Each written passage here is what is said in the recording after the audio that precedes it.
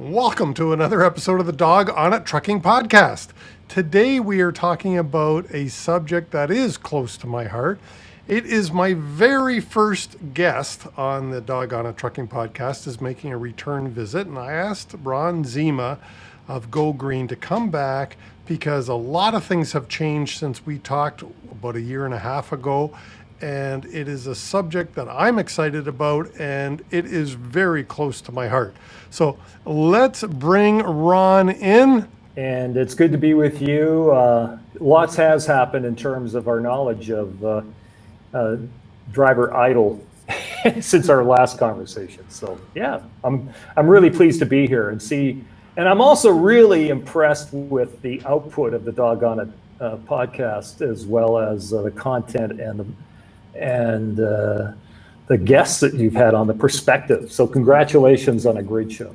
Well, thank you for that. And you were my very first guest, and for good reason, because this is a topic that is close to my heart. And let me just frame it a little bit. We're talking about idle reduction. And right now, as we are making this recording, there's wildfires out in BC that are just beyond belief. Towns are burning down. The environmental impact, a heat wave out there, and I forget how many deaths they've attributed to the heat wave in BC and Alberta because of the extreme heat. And this is all climate change. And so, Ron, I really want you to talk to us in the trucking industry about what it is that we can do about climate change. Well, what we can do is become aware of what we can do. And exactly that. One of the simplest things to do is to shut our vehicles off when they're parked. And it makes sense.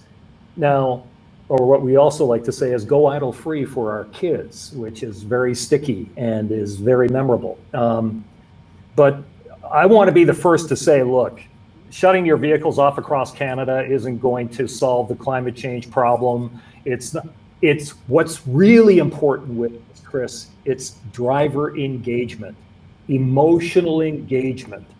Once drivers understand what their unconscious idling habit adds up to in fuel, there's three values that drivers value the most with regards to their unconscious idling behavior. And that is my kids, my cars, my cash. How does my idling behavior, my unconscious idling behavior in most cases, what does it add up to with those three values? And when we spell that out in a really engaging way, with the messengers being school kids, auto experts, and doctors who have studied the results of idling exhaust on lung function, it's amazing. 80% of the time, based on our history of doing this over the last 15 years, drivers of both genders, demographics, psychographics, you name it, come in and they flip their beliefs and behaviors on idling an engine. So it's pretty exciting, and it's a big opportunity. It's a big problem, but it's a big opportunity. But let's not make any claims. We're not making any claims that, hey, this is going to change wildfire or heat deaths by shutting our cars off. But what it's going to do is, if we get enough people doing that, it is going to have a big effect, which we'll get into in the numbers with some fleet operators that we're working with. But in addition to that, it's going to clear the air of pollution exhaust. It's going to save a lot of CO2, and it's going to save people a lot of money at home, Chris. Well, and the other part of it, it's going to help us leave, in a small way, but it's going to help us leave a better planet for our kids or for our grandkids. And most of us care about them. Yeah. But again, I want to come back to a really important term here, and that is driver engagement, or also known, we like to call it emotional engagement.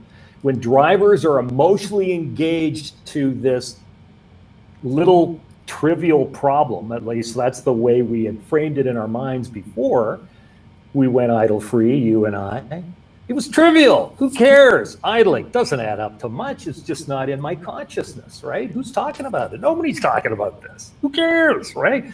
And I used to be the same way. And I know you used to be the same way as well prior to taking our e-learning program. So it's really exciting because drivers, 80% of the time, based on our history, whether it be the leading car executive in Canada who flipped his beliefs and behaviors and went idle-free for our kids in a big way to the extent that he provided an idle-free pace car for us to get our message out there, which, by the way, was a regular, internal combustion engine, but I was turning the vehicle on and off when I was parked, and we had logos on it, and yeah. Well, hey, you can't say all that without giving Al a shout out. Right. McPhee Ford, Al McPhee, who used to be one of the top GM dealers in Canada, and now he's one of the top Ford dealers in Canada. He is the granddad of our cause, because we're a social enterprise at Go Green Communications, and it started off as a nonprofit cause at my kids' elementary school 15 years ago. And when Al heard about it and heard about the results of what his grandkids were breathing in around their school, he flipped. He went, oh my God, we're car executives. We know this stuff, right? And if you talk to any of the OEMs, the original equipment manufacturers, or the car experts, the auto experts, they'll tell you that today's vehicles, whether it's a Class 8 truck or a light-duty car, truck at home, are engineered to be driven as much as possible and to be idled as little as possible. And in fact, idling your engine is perhaps the worst operating condition for a vehicle today. Yeah, Ron, and this is summertime right now, but I know we live in Canada and it's wintertime quite a bit of the time. Most of the cars that are manufactured today all have these remote starts. And the last car I had with a remote start, the default setting was 10 minutes. That I would remote start it and let it go, and it would shut itself off in 10 minutes. What's that doing? Well, if you add the numbers up, and the times that people will, hey, hit that again to go for another 10 minutes, and so on and so forth. And I'm here to tell you that I was the Canadian idler. So prior to command start and all that sort of stuff, 20 years ago, when I was working in an office tower in Halifax on the 16th floor, the parkade was outside about a block and a half away. And on cold winter mornings, I'd take my remote start fob and hit my car. Yeah, great. And I'd let it idle for 45 minutes to an hour plus in the parkade before I got back to my vehicle, right? And that was typical for a lot of people, or it's in their driveway. And so, but folks just don't have any idea of what it's adding up to in terms of three values they really care about, which is part of our research and practice. And the three values that drivers universally care about with regards to their unconscious idling behavior are: how does this affect my kids or people I care about? How does this affect my cars and trucks at home? And how do I save cash? How does it affect my cash? So kids, cars, cash. And when drivers understand what this is adding up to, they invariably smack their head and say, I could have had a V8. No, they say, I had no idea that this is what it was doing to the air quality around my kid's school. I had no idea this is what it was adding up to in CO2. I had no idea that it was adding up to thousands of dollars in fuel over the course of a couple of years in my vehicles. And we document all that in my program, as you know. Yeah, and let's talk about, change subjects a little bit. Let's talk about trucking, the utility fleets and stuff like that. Particulate matter is where I want to get to. Okay. I had no idea that you can actually measure what comes out of the exhaust pipe. So whether it's out of a truck or out of a car, I didn't know that these things that float in the air actually have weight. And, you know, it's killing people, this stuff. Right. There was a study done, I know you know about it, between the years 2000 and 2019, the particulate matter, the actual amount has dropped, but the amount of deaths due to particulate matter is up 23%. Right. And where does a lot of particulate matter come from? Well, it comes from primarily diesel fuel. Diesel fuel is really heavy with particulate matter, and that's why we have diesel particulate filters in the trucking world. Well, and, doesn't that solve the problem, the particulate filter? well, here's the simple question I would pose. Okay, have that truck, you know, the trucking unit itself, just stand next to that inside of a garage for 30 or 60 seconds while it's running, and see how long you last. This is why diesel experts are friends of ours. This is why auto experts are friends of ours, car dealers. They have to, if you've ever been into your car dealer working on your internal combustion engine, and they got to do some testing of how your engine's operating, they're doing it in a garage in an enclosed space. They vent that exhaust, all that exhaust outside with a long flexible pipe. So I said, well, these are really clean burning fuel injected vehicles today. They're really efficient, and yet you can only stand next to one for 30 seconds inside of a garage. What's happening there? So yes, there's a lot of stuff in even cleaned up exhaust that is really a hazard to people. And people have to understand what the impact is and our training goes into a lot of that. So, yeah. Yeah, no, and I mean, I know the trucking industry here in Canada at one time was looking for a tax credit because the newer trucks in downtown Toronto, for instance, are actually cleaning the air as they drive, because the emissions that come out of that tailpipe is cleaner than the air going in. However, Right. they never made the bold statement that no particulate matter was coming out of there. It was just better than what went in. Right. And Chris, the other thing you have to remember, and this is also true with the whole electrification, everything EV hype that's happening today, okay?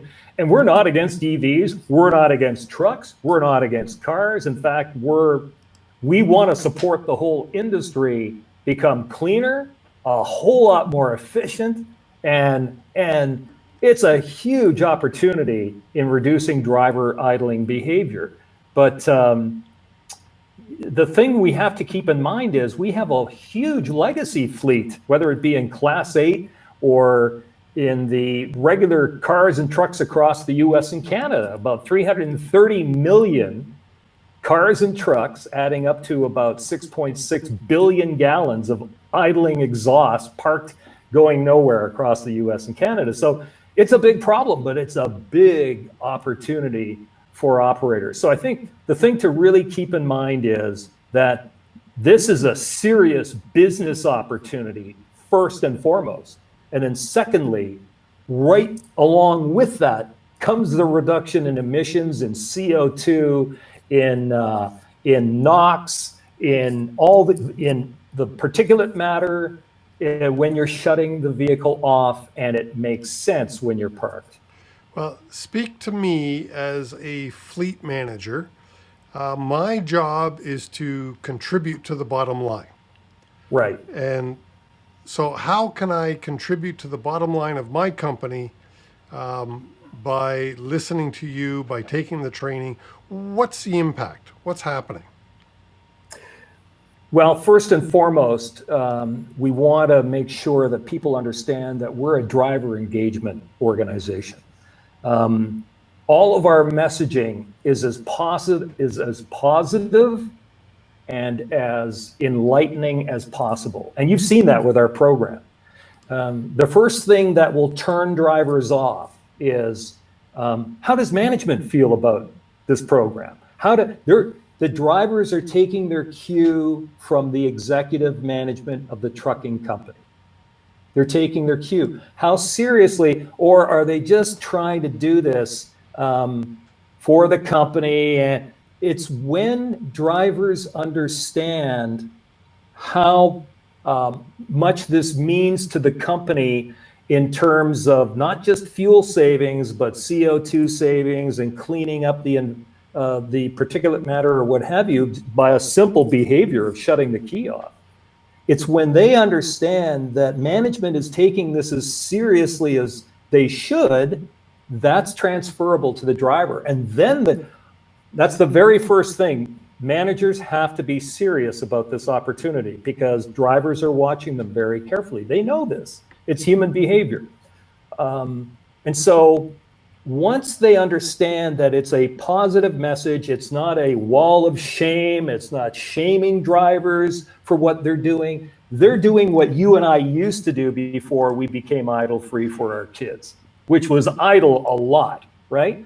And when they have their beliefs and behaviors upgraded with today's technology, and first and foremost, Chris, this starts at home. When drivers understand how much they're going to save for my kids, my cars, my cash, it's transformational.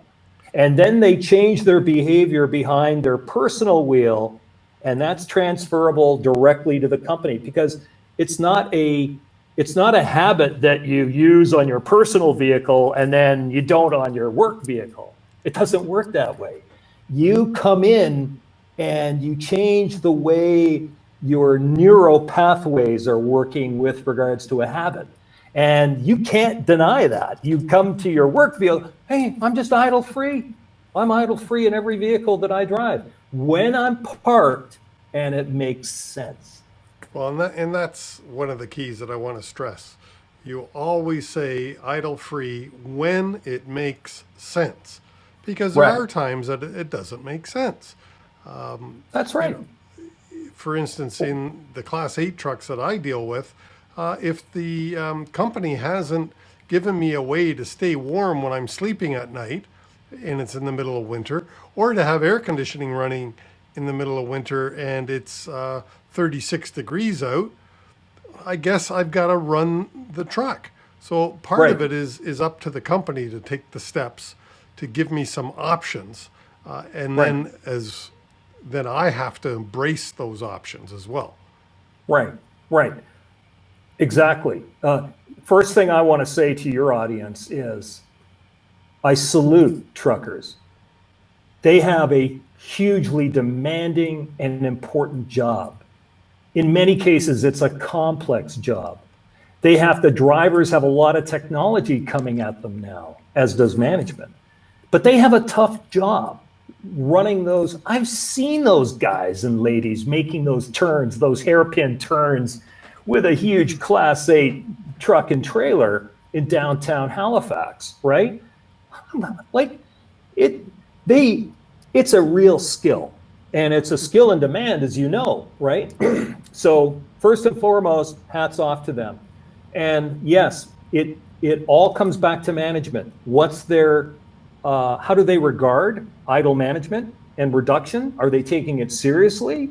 And also, how? Oh, I lost my train of thought. Shit, hang on. We were talking about. Ron, we know that there's 6 billion gallons of diesel fuel and gasoline wasted every year just idling. Right. What kind of dollars is that? Well, okay, so let's flip over. I want to share a screen with you, okay? So this is what's really exciting about this problem, or what we call an opportunity, Chris. We've got something that we do here within our organization called an idle reduction opportunity assessment, and that's where an operator, a fleet operator, can provide us with some basic characteristics of the inventory of their fleet. For instance, number of vehicles in a certain class, number of drivers to be trained or coached with our behavior modification program, and also the average fuel burn for group class of vehicles over the course of the year. If we get that basic information, we can sit down with an operator and give them a very good forecast of what they will save over the initial 2 years of our program, net costs of our program. Here is a real world example of a vocational fleet recently. 2,480 vehicles, and just with a low reduction, a low success rate of reaching their drivers, which would be about 10% of their controllable idle out of their whole idle pie, which we don't forget, we understand what power takeoff means and everything else, the times that businesses need to idle to run a piece of equipment or what have you, or a reefer truck, for instance. But just on the low end of controlling the driver idling behavior that is controllable, which is, hey, it's a nice day, I'm doing paperwork in my vehicle right now, I'm sitting in a coffee shop. On the low end, over 2 years, $700,000. A medium success rate, say of a 20% reduction in that idle for this particular vehicle, $2.5 million. You can see the high end, 4.3 million. And then if we convert that to CO2 with the environmental protection agencies in the US's idle, or actually it's a emissions calculator, we can see that on the high end, combined gasoline and diesel for this particular fleet operation, they would save 9,301 metric tons of CO2. So that's the type of metric that really gets a lot of people taking serious note of idle. All right, explain to me this metric ton stuff, okay? Because it doesn't weigh anything that comes out of the exhaust pipe. I can't see it, and it's gone. How can you attach a number of weight to it? Well, let me ask you this. Which weighs more, 3,000 pounds of elephant or 3,000 pounds of CO2? Well, I mean, it's the same question as what weighs more, the 3,000 pounds of feathers, or, you know, so. You got it. You got it. People can't grasp this. They don't get it. But in my training, we go through that in a very impactful way, as you know.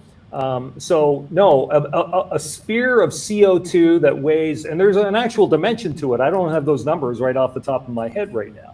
But under a certain pressure, it actually is a ball of gas that weighs a ton, a metric ton, versus a metric ton of elephant. It actually weighs something. And in fact, your typical driver driving habits of 20,000 kilometers a year in your personal vehicle puts out about 3 times the weight of that vehicle in CO2. And it's going up into our atmosphere, and it's creating the greenhouse, adding to the greenhouse effect, which we're now seeing in climate change. It's accelerating climate change. So that's basically my answer is with that riddle, what weighs more? You really have to get over that fact that CO2 weighs a lot. Yeah, we just can't see it. And that's the problem. I mean, until I took the training, I never even thought about it. I mean, I was probably like you, a pretty bad idler until, and I didn't mean anything by it. It was just something I'd never consciously thought of, that idling was good, bad. It was just something I did.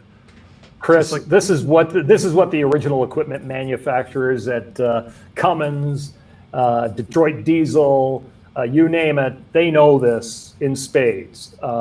Idling is not good for today's technology. It's a terrible waste of fuel. It adds a lot of CO2 and then a lot of toxicity from that exhaust pollution. Don't forget, it's not just CO2. It's also exhaust pollution, which carries some bad stuff in it. And we need to know that so that, oh, geez, I'm going to limit. Right now, I don't have any reason to limit this stuff because I'm not aware of what it all adds up to, what it means for my kids, my cars, my cash. And let's make no mistake about this. Drivers, professional drivers in the trucking world, to a large degree, don't care about the vehicle or the gas bill at work. Right. They really don't care. We've had that in spades back from fleet managers. How are you going to get people to change their behavior? Well, we know it's really exciting because it is possible with driver idle reduction behavior modification. Yeah. Because I don't own that truck. I don't participate in the profit. Most trucking companies don't have profit sharing. As I say, it's not my truck. I'm not paying the fuel bill. Why do I care about how much is coming out of the tailpipe? That's right. But the good news is that there's a big number, especially for those trucking managers who have a rate of controllable idle north of, say, 20%. Here's some stats for you that we picked up along the way from top trucking companies in Canada. And that is that if you are achieving a rate of idle of about 5% of your controllable idle, you are a superstar. You're a rock star. And those trucking companies exist in Canada. They know this. They're on top of it. And they've got good analytics. They've got good fleet data. But for those companies that aren't looking at their idle time data, they're missing an enormous opportunity. So they should be taking a look at that data to understand what the opportunity is, because it's a big one. Well, as we've said, $20 billion goes out the exhaust pipe just in idling every year in North America. So it's a huge problem and a huge contributor to the environmental problem that we have here. And there's a lot that contributes to that problem. Truck idle or car idle is only one of the many contributors to that. But still. However, idling in our personal vehicles and changing that idling behavior is a huge opportunity for driver engagement. Let me explain. And this is all about driver engagement, Chris. If your drivers are engaged, anything is possible, okay? And so with our program, it's not just about idling, because when Chris looks back on what his habits used to be and the way he used to think, which was, I wasn't aware of it, I wasn't thinking about it at all. And by the way, that's the way I used to be, because I went from Canadian idler, 185 hours a year, to idle-free guy. I've eliminated about 95% of my idle, okay? And saved thousands of dollars, protected my vehicles, reduced a lot of carbon, and I feel a whole lot better about it. And when people understand what's involved for my kids, my cars, my cash, it is transformational. So when it's engaging, so when you change your idling behavior, you go, wow, that was really easy. What else can I do? Where else are my environmental habits lagging? Do I leave the water on for too long? And we've seen that our program changes people not just on idling, but it's sort of like what we call the lost leader to the green store for becoming more aware and participatory for your environmental efforts. And as an example to that, Al McPhee at McPhee Ford, big shout out. Al is the honorary chair of our associated not-for-profit, the Children's Clean Air Network. And when he found out what idle time was adding up to for his grandkids at their elementary school, what it meant to resale value of vehicles, because it's really bad on vehicles, and what it added up to in cash, he flipped. And when he built his new Ford store, he added the automatic on-off lights, automatic water, so on and so forth. I said, Al, does this have anything to do with you changing your beliefs and behavior on idling? Of course it does. So yeah, it's really transformational, and it's a big opportunity.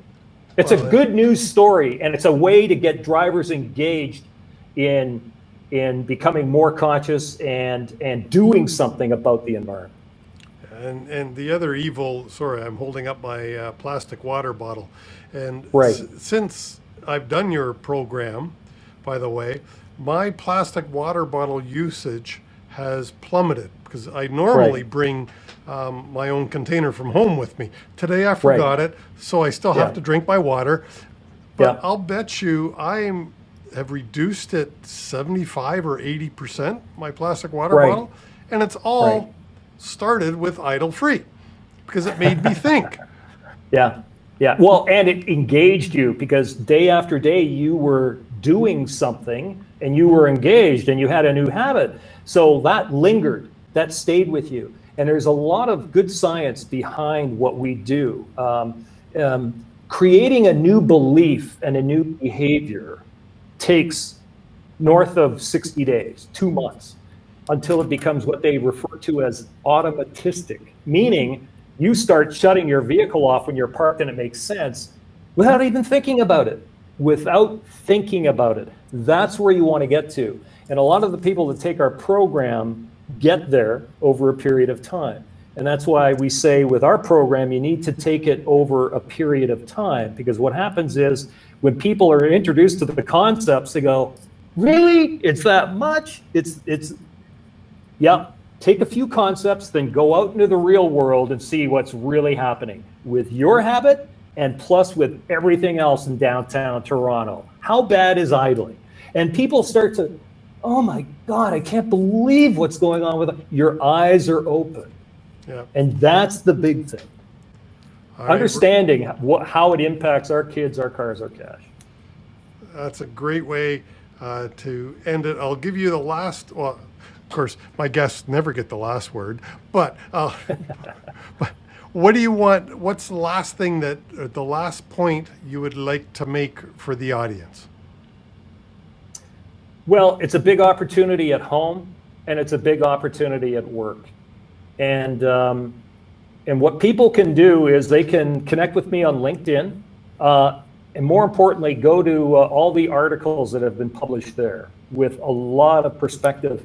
If they read what I've posted in articles over the last year, they'll learn a lot about idling and the whole psychology and the business strategy around it.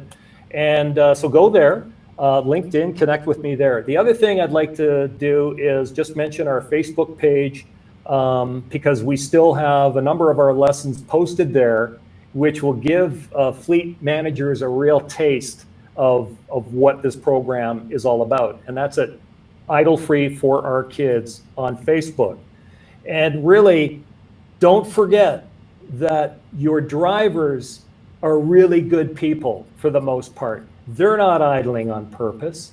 They're idling because they're just not aware and they haven't had their skills and their beliefs upgraded from the days that Grandpa provided us with these memes, that the 3 idling myths. Idling is good for the vehicle, restarts are bad, and long warm-ups are necessary.